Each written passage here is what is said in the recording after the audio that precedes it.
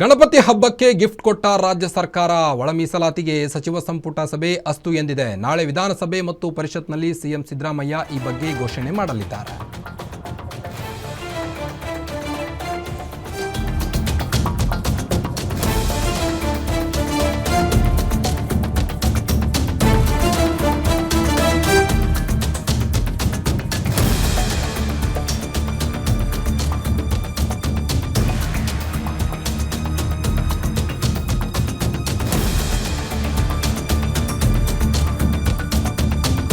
ದಲಿತ ಹಬ್ಬಕ್ಕೆ ದಲಿತರಿಗೆ ಗಣಪತಿ ಹಬ್ಬಕ್ಕೆ ದಲಿತರಿಗೆ ಗಿಫ್ಟ್ ಕೊಟ್ಟ ರಾಜ್ಯ ಸರ್ಕಾರ.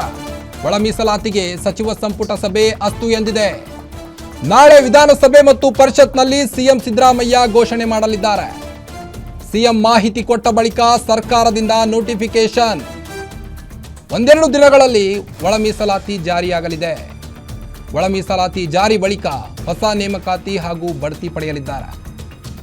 ದಲಿತರನ್ನ ಈಗಾಗಲೇ 3 ಗುಂಪುಗಳಾಗಿ ವಿಂಗಡಿಸಿದಂಥ ಸರ್ಕಾರ ಈ ಬಗ್ಗೆ ನಾಳೆ ಸದನದಲ್ಲಿ ಸಿಎಂ ಸಿದ್ದರಾಮಯ್ಯನವರು ಏನು ತೀರ್ಮಾನ ತೆಗೆದುಕೊಳ್ತಾರೋ ಅನ್ನೋದರ ಬಗ್ಗೆ ಎಲ್ಲರ ಕಣ್ಣಿದೆ ಅಲ್ಲಿ.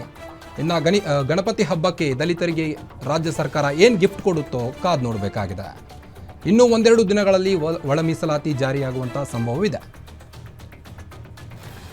ಇನ್ನು ಎಡಗೈ ಬಲಗೈ ಮತ್ತು ಸ್ಪರ್ಶ ದಲಿತ ಅಂತ ವರ್ಗೀಕರಣ ಮಾಡಲಾಗಿತ್ತು.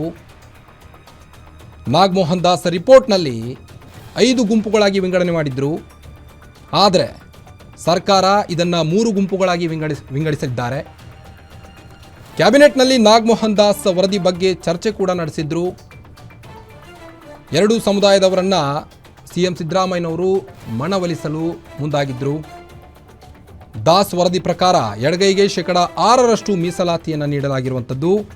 ಎಡಗೈಗೆ 6% ಮೀಸಲಾತಿ ಅಂತ ವರದಿಯಲ್ಲಿ ಶಿಫಾರಸು ಮಾಡಲಾಗಿದೆ. ಈ ಬಗ್ಗೆ ನಾಳೆ ಸಿಎಂ ಸಿದ್ದರಾಮಯ್ಯನವರು ಏನು ತೀರ್ಮಾನ ತೆಗೆದುಕೊಳ್ತಾರೆ ಅನ್ನೋದ್ರ ಬಗ್ಗೆ ಕಾದು ನೋಡಬೇಕು.